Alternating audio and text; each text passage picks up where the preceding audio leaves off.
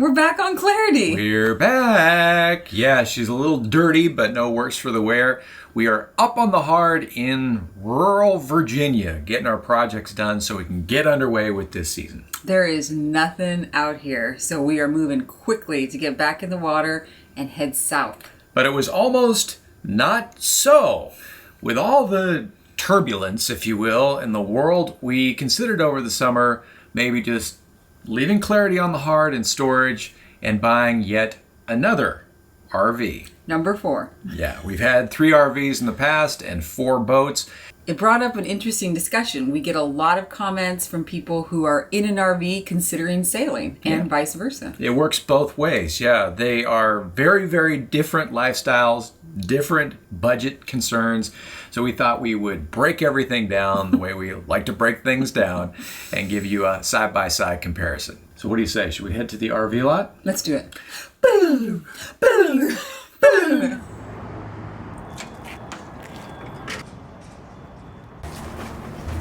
And just like that, we're in a land yacht. This is weird. It kind of feels like a house. It's probably a question we get every other week. Hey, we're thinking about ditching this RV lifestyle and getting a boat, and it works the other way too. Lots of sailors are like, hey, I think I'm coming back to land for the season, and I want to get an RV for a while. It can be a lot of fun. We thought we would pit these 2 modes of transportation and recreation against each other.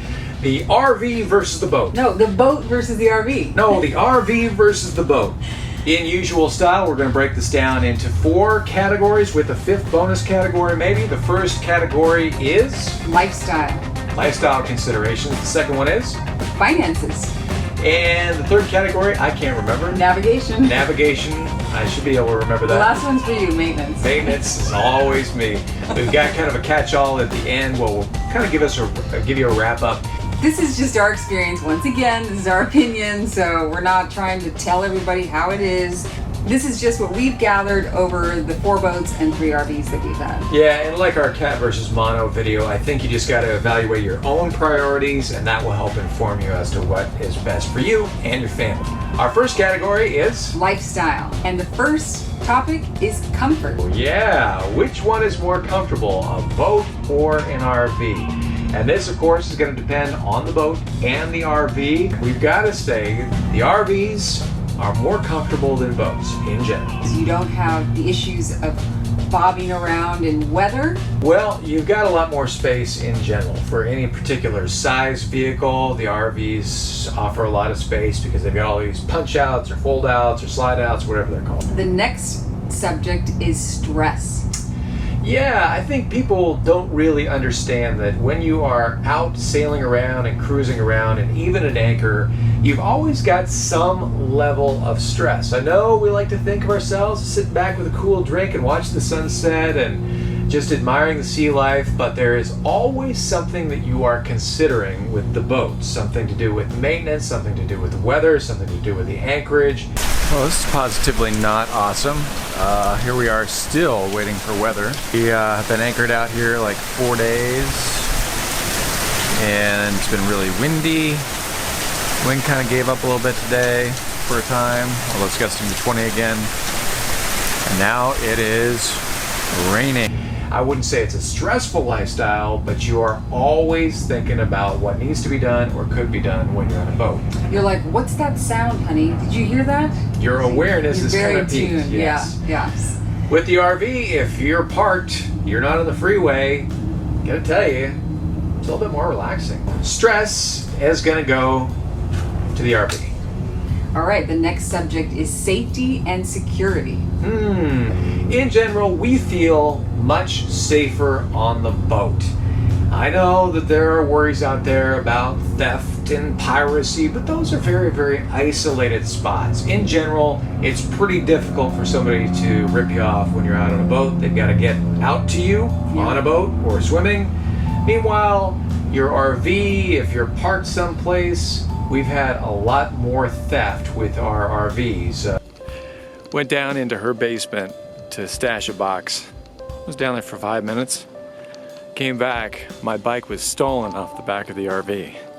Meanwhile, with the boat, we had some sandals taken out of our dinghy once in Mexico. That's it. Yeah. So that one goes to the boat. Which one is more pet friendly? You know, this is a real tough one because you'd think if you're in an RV, you're going to have a lot more access to giving the dog a walk or getting your cat out and about. Meanwhile, the boat is going to be a little bit more isolated for your furry friend. But in our experience, it seems like there are more and more rules out there for having your pets in an area or off leash. A lot of beaches in the US now are not dog friendly at all.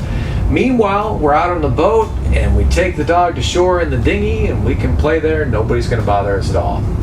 You know, I'm going to beg to differ on that one. Okay. Okay, I think when you're in an RV, you have a lot more flexibility as to where you can stop to walk your dog or your cat.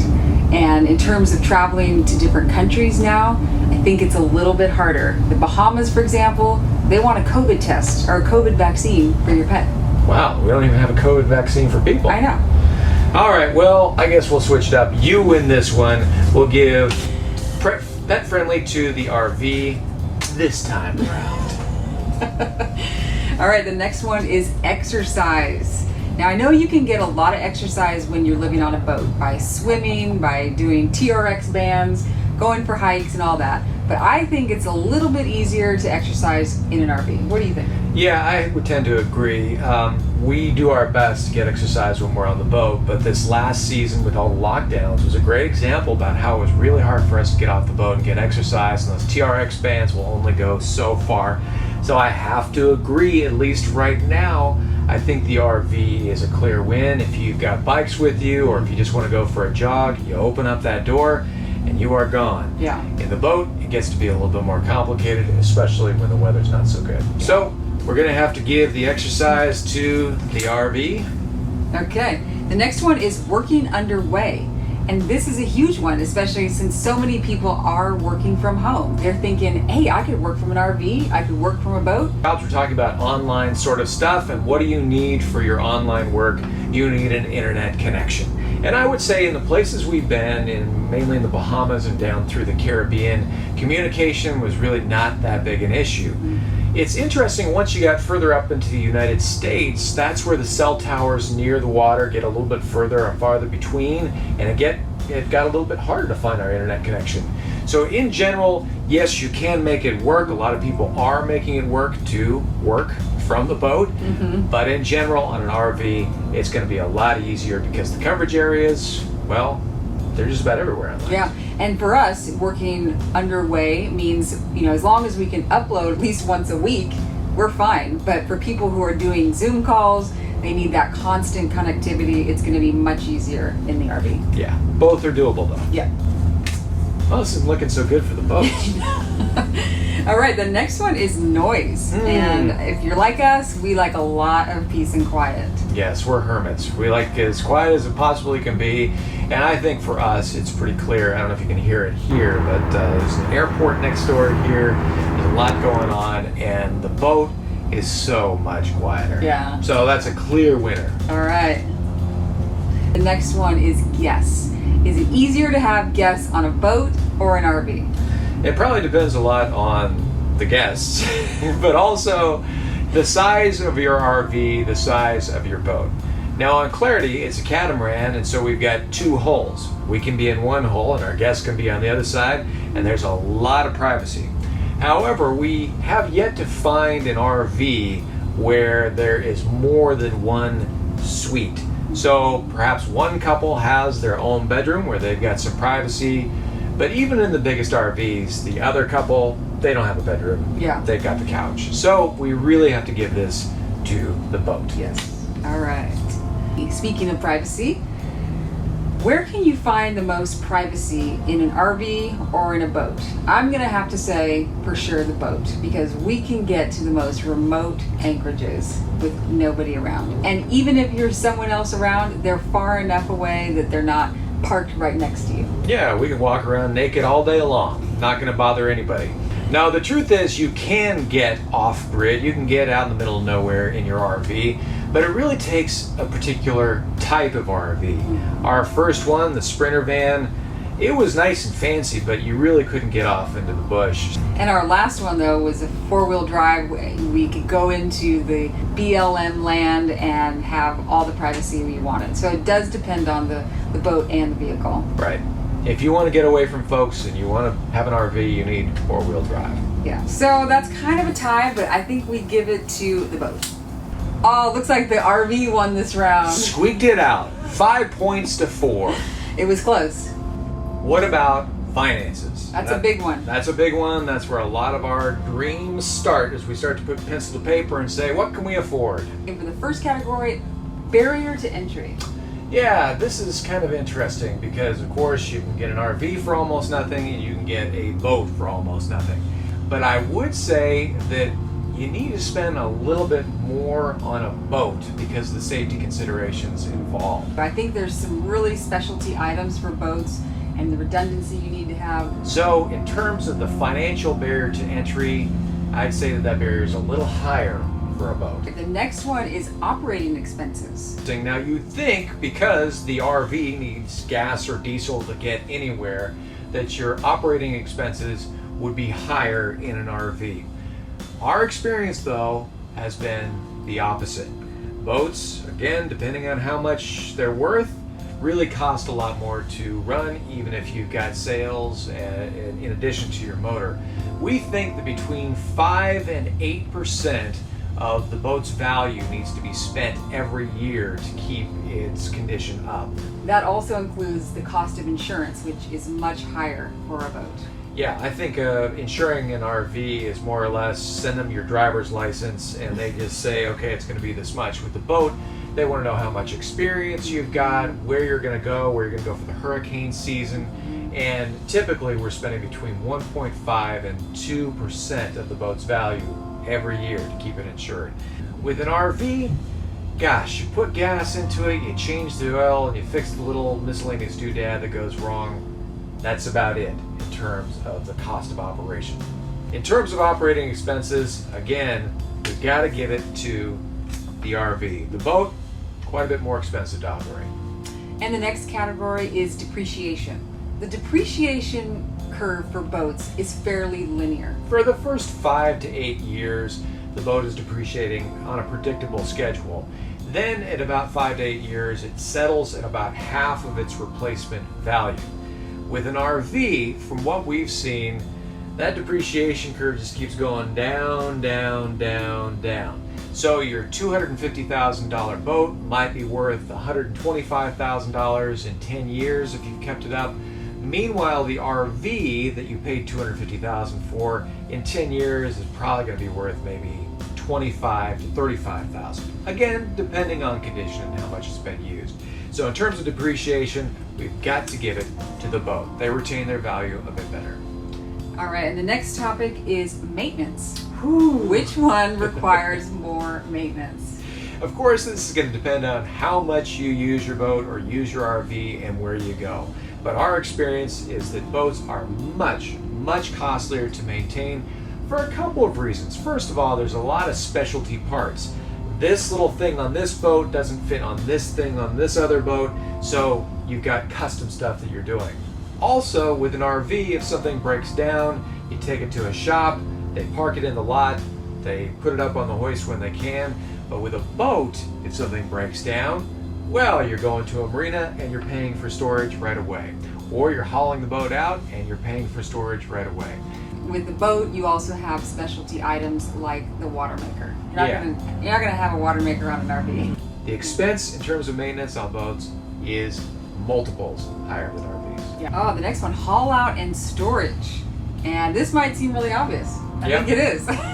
It's so much easier to store an RV. Yep, you just wheel it on in, set the parking brake, and you're done. And meanwhile, boats, especially the bigger ones, you got to find a place to keep it. There aren't a lot of places that can host you, and then the expenses are much, much higher. Places around Florida, hauling out and storing Clarity for the season would run about $800 a month.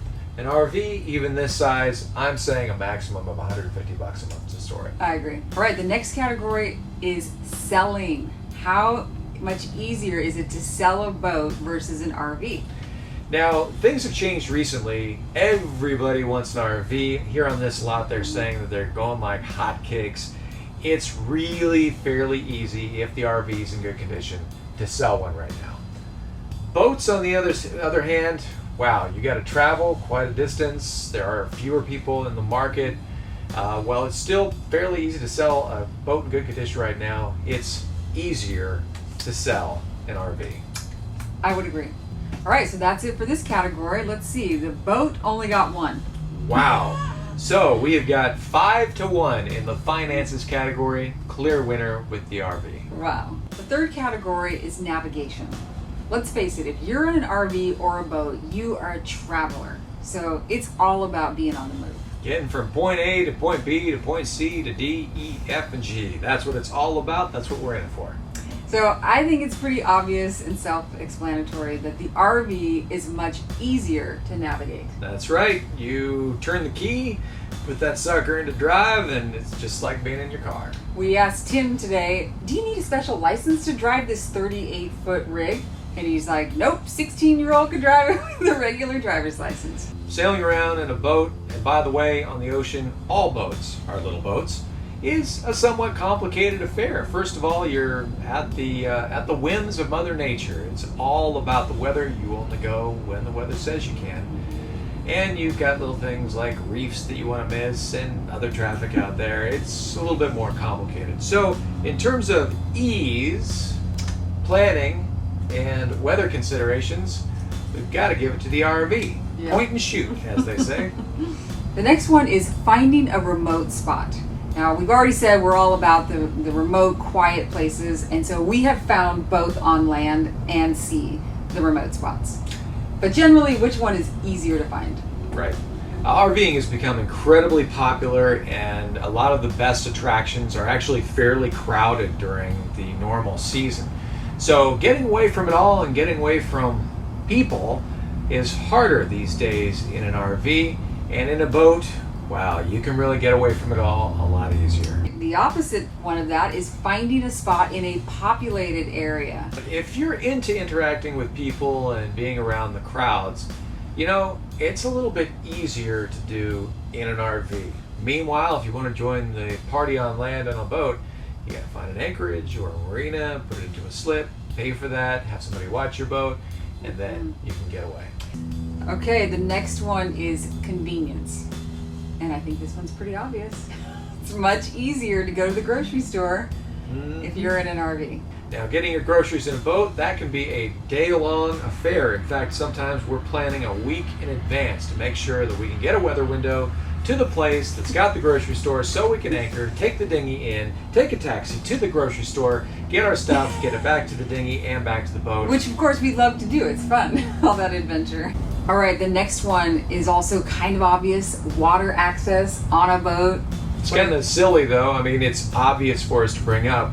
But if you're into water sports, if you're into fishing or kayaking, paddleboarding, scuba diving, free diving, any of that stuff, it's of course so much easier to get into the water from your boat. But the reason why we're bringing this up is because we have been surprised in our RVing adventures at just how difficult it can be to pursue your water passions if you're trying to get your RV right up to the waterfront, because that's where everybody wants to be. Yeah, you definitely need to have reservations and plan ahead, which, you know, for travelers, that's a hard thing to do. So if you're super duper into water sports, it's a clear answer here. It goes to the boat. Duh. And this might be another duh, land access. But it's also something that we've learned over the years is just how difficult it can be to take care of your boat on the water while you want to get away from it and get onto land. Now, if you've got a super big budget, you can just motor into any marina and hand them your credit card without a worry. That's one thing. But if you're on the cheaper side like we are, just keep in mind, if you're on a boat, it's going to be hard to get off it for very long times to explore inland. So if you're more into seeing the tourist sites on land, going to the museums, going out to dinner, man, it's so much easier with an RV. I agree. So for navigation, it looks like it's a tie. Wow. 3-3. And the fourth category is maintenance. I know we touched on it earlier, but we really need to drill down. Yes, maintenance is such a huge deal with both of these things that we need more details. And the first one is general and expert repairs. Which one is easier to get general and expert repairs? Yes, something that we've learned over the years is it's very, very difficult to hire experts at boat yards to do great work. Now, they can be found. They're everywhere, and they are worth every dollar that you give them. However, in the boating world, there's a lot of people who talk a big game and actually don't know what they're doing. So, in general, we would say that getting expert repairs done on an RV is a lot easier than getting expert repairs done on a boat. Totally agree. Now, there's a completely different category of repairs that can be done on boats and RVs, and that is the DIY projects. Not only are there a lot more DIY projects to do on a boat, there's just a lot of projects to do in general, but there's a lot of projects that you can learn to do yourself. In contrast, there's hardly anything I can imagine doing myself on an RV. Something wrong with the transmission? I'm taking it someplace. And I would add to that, if you are considering to go sailing or even motorboating, you need to have more than a base level of technical aptitude. You have to want to do that, enjoy it. You don't necessarily have to leave with high technical aptitude on a boat, but you will learn it one way or another. Or you'll end up heading home. Oh, it's my favorite topic in the world, that is cleaning. There was a time where I thought you'd have a lot more cleaning to do on an RV. I mean, you're on land, there's more dirt on land, so wouldn't there be more cleaning to do on land? As we've gone through time, I've realized that salt in the saltwater environment means that cleaning is really a non-stop effort on a boat. So we spend a lot more time cleaning our boats than we do the RVs. I mean, especially on land, you can pull up to one of those car washes, do it yourself. We don't have that for a boat. No. In fact, we're making our own water to do the cleaning. So easier for an RV to clean. Corrosion and ventilation. Now, this almost doesn't even apply to an RV unless you live in the Northeast or the Midwest where they use a lot of salt on the roads. Yes, you might have some rust issues in parts of the undercarriage, but on a boat, this is a constant issue. You've always got salt in the saltwater environment affecting your electrical components, any sort of metal, and so corrosion is a big deal, and ventilation is more important. All right, that goes to the RV. And the last one in the maintenance category is organization. And I gotta say, boats have so many little nooks and crannies and cupboards and floorboards that it's much easier to stay organized on a boat. I would agree. You know, there's plenty of storage on a big RV like this, but it's pretty boxy and it's just meant to carry boxes of stuff.